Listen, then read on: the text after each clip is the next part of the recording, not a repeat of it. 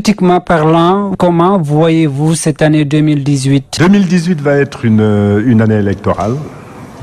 On peut dire préélectorale, mais elle sera déjà électorale, malheureusement, parce que au Sénégal, on est toujours en train de faire de la politique. Et à ce titre, nous allons subir des désagréments, je pense, notamment les intellectuels et les journalistes. Vous devrez faire face à une série de mensonges.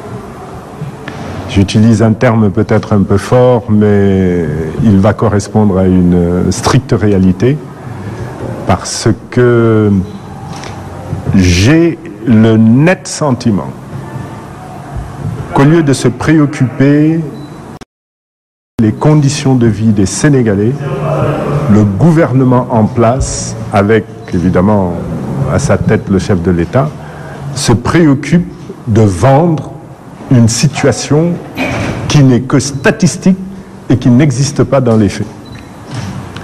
Vous savez, prenons un petit détail.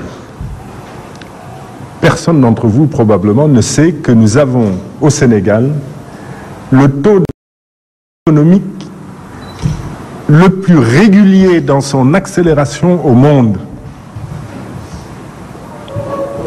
3,6% en 2013, 4,1% en 2014, 6,5% en 2015, 6,7, 6,8. Pourquoi? Parce qu'en 2018, il faut qu'on termine avec 7%, qui est le taux compatible avec l'émergence que nous proposons. C'est incroyable. Dans tous les pays du monde, sur cette longue série d'années, vous avez des hauts et des bas, des ralentissements. Mais non, au Sénégal, comme par miracle, tout monte. Et prenons l'un des plus gros mensonges qu'on ait jamais vécu au Sénégal depuis l'indépendance. La production arachidière. On nous soutient qu'elle va atteindre 1 400 000 tonnes. Est-ce que vous savez que depuis que le Sénégal est indépendant, et jamais cette production n'a été atteinte? Jamais. On a flirté avec le 1 million de tonnes. Depuis lors, la pluviométrie a reculé. Louga n'est plus Louga. Diourbel n'est plus Diourbel. Kaolack n'est plus Kaolack. Les milliers de camions qui circulaient avec des tonnes de graines d'arachide, quand on faisait 700 000 tonnes, c'est-à-dire la moitié de ce qui est annoncé, on ne les voit pas, eh bien, on nous annonce quand même 1 400 000 tonnes d'arachides. Qui nous disent où se trouvent ces arachides. Et ça s'ajoute à un autre mensonge, celui du riz, 1 15 000 tonnes, mais qui nous disent au moins où se trouvent ces tonnages, pour que les journalistes que vous êtes se rendent sur place, et nous aussi, les économistes que nous sommes, allions sur place pour constater ces réalités.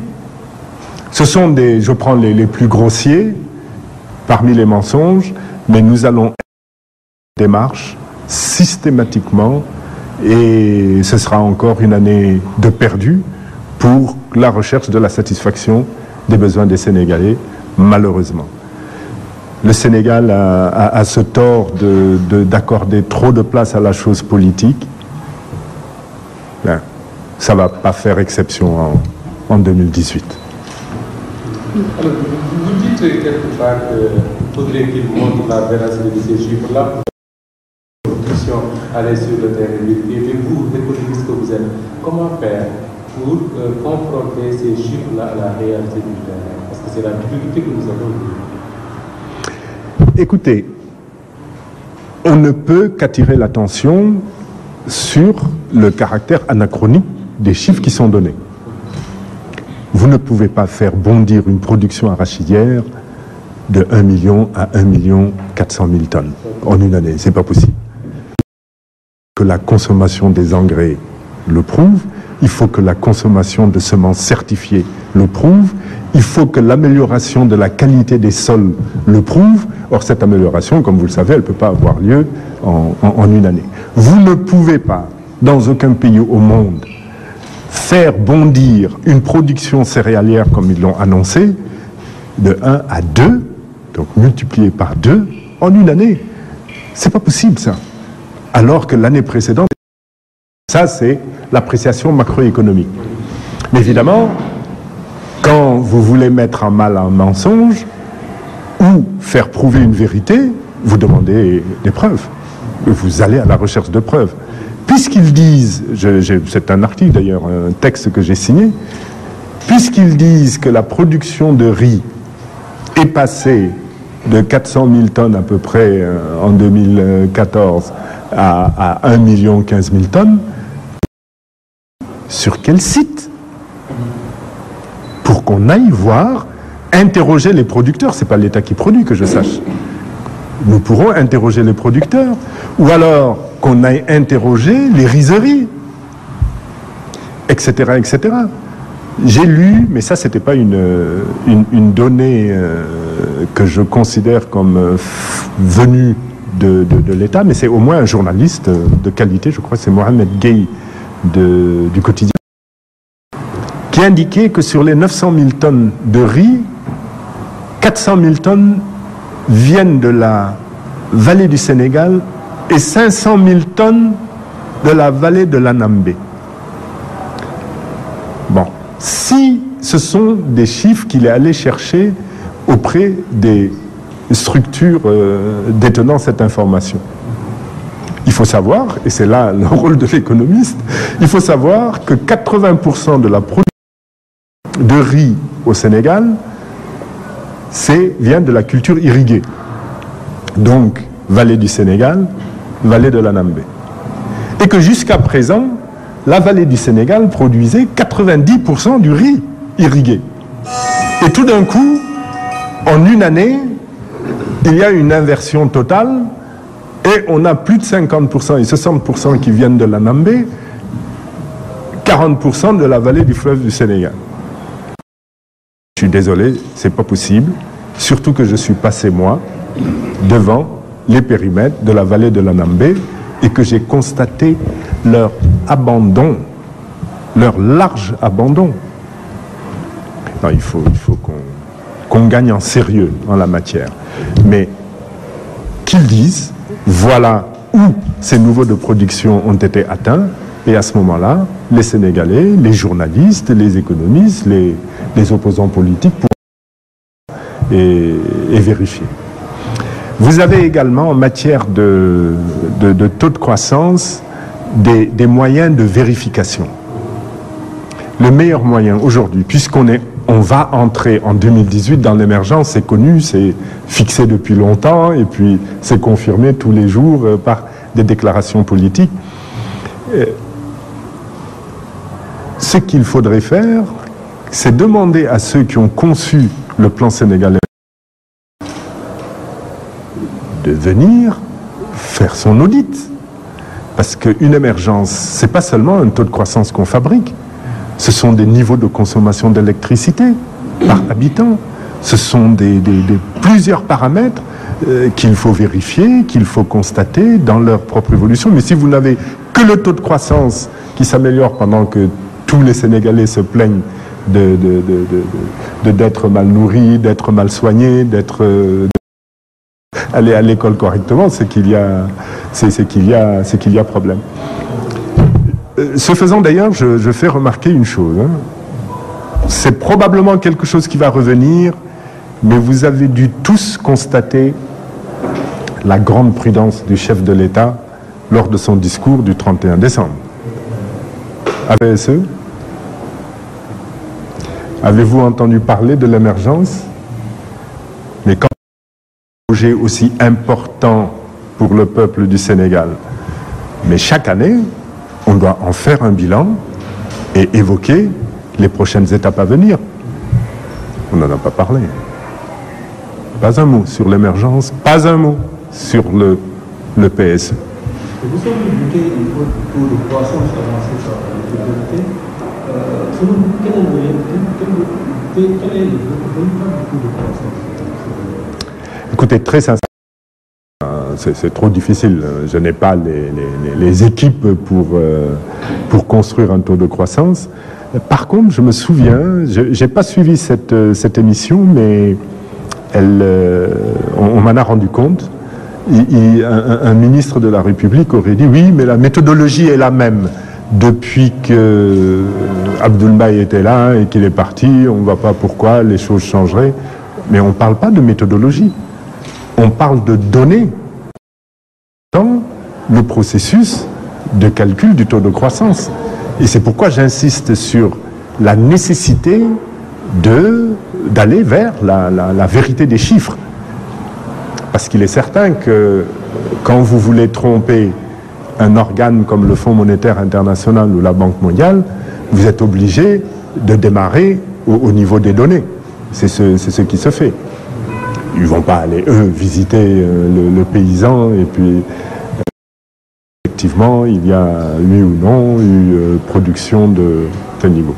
Donc, le taux de croissance probable, ça par contre, je ne me risquerai pas à en annoncer un parce que j'entrerai dans le travers que je dénonce. Mais là aussi, est-ce que ce n'est pas trop léger de votre part, excusez-moi, de contester les chiffres si tant est que vous ne pouvez pas leur opposer les véritables chiffres, comme Abdrahman, par exemple, vous a invité à le faire. Ah si, je conteste les chiffres de production. Vous n'en proposez pas? Non, les chiffres de production, ce sont les données. Les chiffres de production faux donnent forcément des taux de croissance faux. Mais 1 400 000 tonnes, interrogez n'importe quel spécialiste de l'agriculture au Sénégal, il vous dira c'est pas possible. Interrogez les transporteurs, les syndicats de transporteurs qui ont l'habitude de transporter les arachides, ils vous diront on n'en a pas encore vu. Interrogez les statistiques d'exportation et de livraison aux huileries, ça fait pas 200 000 tonnes au total, alors que l'année dernière on annonçait 900 000 tonnes. Mais le reste, c'est-à-dire qu'il y a de l'incohérence dans leurs propres chiffres. Alors, s'ils maintiennent, vous dites où? Pour qu'on aille sur place. À chaque fois qu'on parle de l'économie, ce sont des chiffres ou des termes qui sont avancés. Mais comment confronter ça à la réalité pour ressortir sa véracité?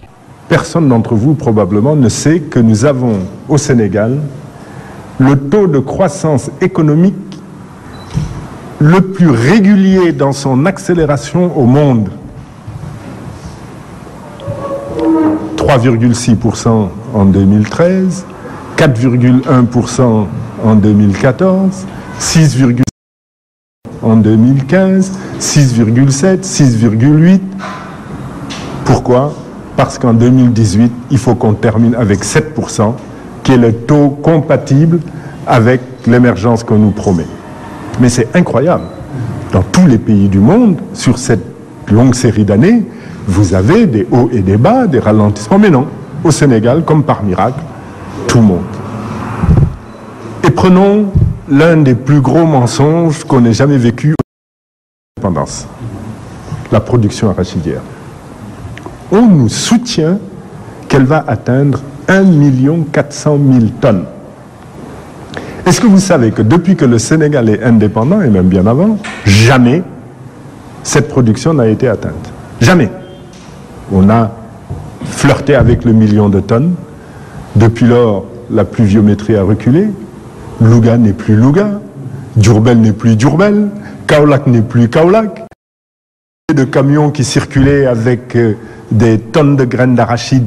Quand on faisait 700 000 tonnes, c'est-à-dire la moitié de ce qui est annoncé, on ne les voit pas, eh bien, on nous annonce quand même 1 400 000 tonnes d'arachides. Et qui nous disent où se trouvent ces arachides? Et ça s'ajoute à un autre mensonge, celui du riz, 1 15 000 tonnes, mais qui nous disent au moins où se trouvent ces tonnages. Vous ne pouvez pas, dans faire bondir une production céréalière comme ils l'ont annoncé, de 1 à 2, donc multiplié par 2, en une année. C'est pas possible ça. Alors que l'année précédente était déjà exceptionnelle. Ça, c'est l'appréciation macroéconomique. Mais évidemment, quand vous voulez mettre en mal un mensonge ou faire prouver une vérité, vous demandez des preuves. Vous allez à la recherche de preuves. Puisqu'ils disent, c'est un article que j'ai signé, puisqu'ils disent que la production de riz est passée de 400 000 tonnes à peu près en 2014 à 1 million 15 000 tonnes, mais qu'ils nous disent sur quel site, pour qu'on aille voir, interroger les producteurs. C'est pas l'État qui produit, que je sache. C'est vrai, hein, le contexte oblige. Avec ce carnage en Casamance, 13 morts avec des blessés, vous dites sur votre page Facebook que le MFDC et l'armée doivent traquer les auteurs. Est-ce à dire que le MFDC n'en est pour rien? Non, surtout pas, surtout pas, surtout pas, surtout pas. Cet acte est inqualifiable. Et quelles que soient les raisons, je ne vois pas dans ce pays ou ailleurs dans le monde un arbre qui vaille la vie d'un homme. C'est pas possible. Ça, c'est pas possible. Donc, il est hors de question de transformer les victimes en coupables. Les vrais coupables, ce sont les auteurs. Et s'il y a eu des commanditaires, ce sont également les commanditaires. Bon, par contre, il faut que tout soit mis en œuvre pour que ces auteurs soient retrouvés, les commanditaires aussi, et qu'ils soient châtiés, ou par la loi nationale s'ils sont chez nous, ou par la loi internationale s'ils sont déjà sortis de chez nous. Je disais, des gens du MFDC, mais il y a eu des dérapages. Ce ne sont pas les instructions qu'ils avaient reçues. Ça, je l'ai entendu. Je trouve que c'est aller un peu vite en besogne. C'est pourquoi je ne veux pas non plus avancer trop sur ce dossier. L'enquête est en cours, laissons l'enquête se dérouler. J'ai cru également, mais je me trompe, l'entendre parler de personnes, mais de responsables de la coupe du bois. Et j'ai l'impression que ce sont ces personnes-là que vous transformez en commanditaires. Moi, c'est la compréhension que j'ai eue de son intervention. Ah, mais c'est plus les commanditaires des meurtres, puisque ce sont ceux qui envoient pour faire couper le bois, ils ne vont pas faire tuer ceux qu'ils ont envoyés pour couper du bois. Mais je crois que c'est... J'ai peut-être mal compris, mais j'ai eu l'impression que c'est ce qu'il soulignait. Mais puisqu'on parle du bois, vraiment, en dehors de ce qui s'est passé, coupe de bois, il faut véritablement que dans ce pays, mais ça n'a rien à voir avec la crise, hein, et on parle d'environnement à ce moment-là, que dans ce pays, la coupe de bois soit interdite et sévèrement punie. On ne peut plus se permettre au Sénégal de couper du bois, de couper des arbres, que ce soit en ville ou dans les... Autre chose, on le sait, hein, on nous a annoncé la construction de la permanence du parti de l'Alliance pour la République. Comment trouver qu'une société nationale puisse vendre son patrimoine à un parti au pouvoir? Absolument anormal, mais absolument anormal. Mais ça se voit que dans des pays comme le Sénégal, mais le Sénégal dirigé par ces gens-là. Mais c'est quelque chose d'incroyable. Incroyable. Et vous savez, on finit, ils posent tellement d'actes graves et gravissimes qu'on finit presque par s'y habituer. Mais c'est gravissime. Et il faudra, le moment venu, remettre en question cette transaction.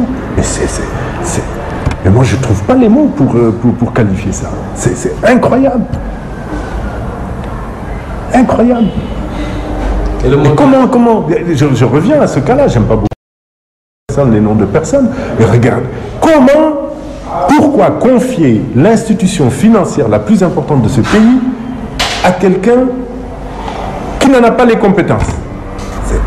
Les fonctions importantes de ce pays mais seront occupés, non pas sur des bases claniques et familiales, mais suite à des concours ou à des examens par des instances indépendantes de dossiers d'appel à candidature. Avec peut-être la décision finale laissée au responsable suprême, mais sur la base de 3 ou 4 dossiers sélectionnés. La mêlée de Aliou Sall dans les contrats pétroliers, notamment Petrotim, vous, en tant que Premier ministre à l'époque, vous étiez au courant? Monsieur le procureur, je vais vous répondre. Vous savez, un gouvernement, c'est un organe solidaire, on l'oublie. Un premier ministre, il est chef du gouvernement, il supervise, mais il n'a pas les équipes de travail. Vous avez un décret d'affectation fait que tous les fonctionnaires en charge des questions pétrolières, notamment, sont rattachés au ministre en charge des questions pétrolières. Ça veut dire quoi? Ça veut dire que même si je constate une faute évidente, à qui je remets le dossier pour qu'il revoie? Et il engage tout le gouvernement. Les services, il a peut-être 1000, 1200, 1500, 2000 fonctionnaires, je ne sais pas, 3000, sont ceux du ministre en charge du dossier. Moi, j'ai un conseiller qui s'occupe des mines, de l'industrie, etc., etc., et qui me représente dans des réunions, mais qui n'étudie pas le fond du dossier. Voilà comment les choses se passent. Mais comment pouvez-vous imaginer qu'un ministre de la République, au service de la République, au service de l'État, au service du peuple du Sénégal, vous présente un document faux?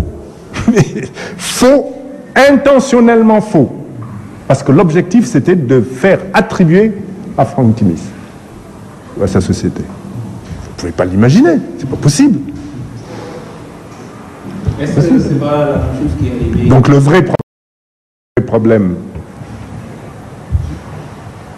c'est de choisir de bons ministres, compétents, et qui, quand même, refusent certains ordres lorsqu'ils en reçoivent. Parce que là, il ne faut pas oublier que sa mission...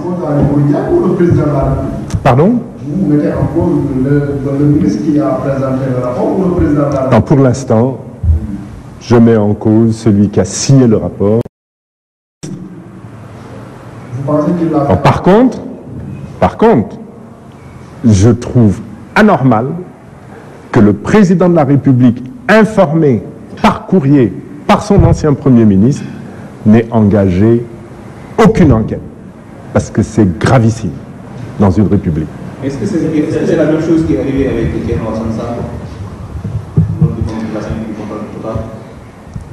Écoutez, bon, je pense que vous allez recevoir un jour Thierno Alassane Sall, vous lui poserez la question directement.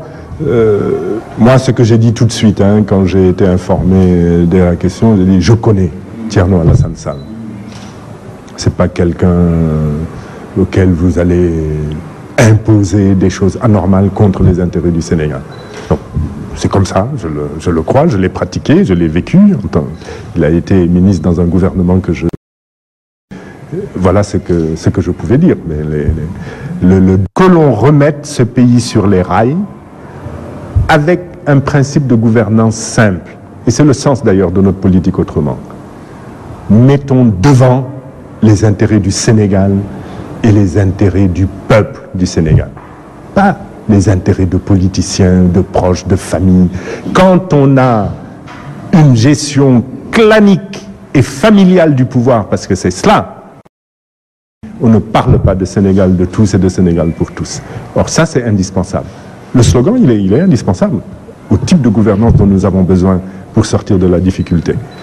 Mais malheureusement, c'est encore un slogan totalement contraire à la pratique.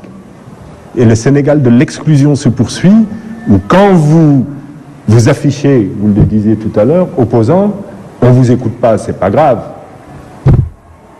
Mais qu'on vous cherche des noisettes, qu'on vous enferme, qu'on cherche à vous empêcher de pouvoir prétendre au moindre mandat électif, ça s'appelle de l'exclusion et c'est dommage pour notre